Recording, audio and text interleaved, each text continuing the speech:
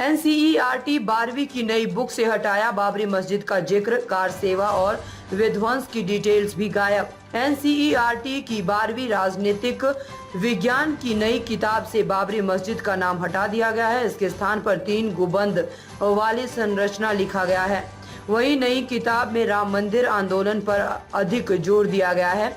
राष्ट्रीय शैक्षिक अनुसंधान और प्रशिक्षण परिषद एनसीईआरटी की ओर से 12वीं कक्षा की नई राजनीति विज्ञान की पाठ्य पुस्तक में बाबरी मस्जिद का नाम बदल दिया गया है। नई किताब में बाबरी मस्जिद विध्वंस के कई संदर्भों को हटा दिया गया है और राम जन्मभूमि मंदिर आंदोलन पर जोर दिया गया है। आइए जानते हैं नई किताब में बाबरी मस्जिद का नाम क्यों बदला गया है। इस पर एनसीईआरटी के निदेशक दिनेश सकलानी ने कहा है कि विशेषज्ञों द्वारा परिवर्तन किए गए थे क्योंकि किताबें हिंसक उदास नागरिक नहीं बनना चाहती थी। उन्होंने कहा वे परिवर्तन में सीधे तौर पर शामिल नहीं थे और विशेषज्ञों ने वही किया जो उन्हें वैश्विक प्रथाओं के अनुसार उचित लगा। पुराने चैप्टर की जांच की गई और उसे संशोधित करके नया चैप्टर तैयार किया गया।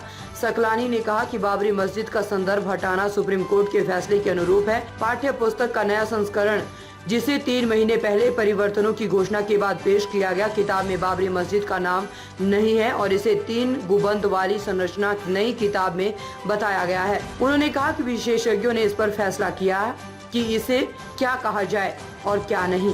उन्होंने कहा कि ये एनसीईआरटी की किताब एक छोटी किताब है। अगर कोई छात्र या कोई और इस विषय पर शोध करने में रुचि रखता है तो वे इसके बारे में कहीं और से भी पढ़ सकते हैं। सकलानी ने कहा कि हम जिज्ञासु लोगों को पढ़ने और शोध करने से नहीं रोक सकते। हालांकि एनसीईआरटी ने कहा है कि बदले हुए संस्करण में लिखा है कि अयोध्या में राम जन्मभूमि मंदिर पर सदियों पुराना कानूनी और राजनीतिक विवाद भारत की राजनीति को प्रभावित करने लगा, जिसने विभिन्न राजनीतिक परिवर्तनों को जन्म दिया और राम जन्मभूमि आंदोलन केंद्रीय मुद्दा बनकर धर्मनिरपेक्षता और लोकतंत्र की दिशा बदल दी। इन परिवर्तनों के कारण सर्वोच्च न्यायालय की संवैधानिक पीठ के निर्णय, जिसे 9 नवंबर 2019 को घोषित किया गया था, के बाद अयोध्या में राम मंदिर के निर्माण के रूप में हुई।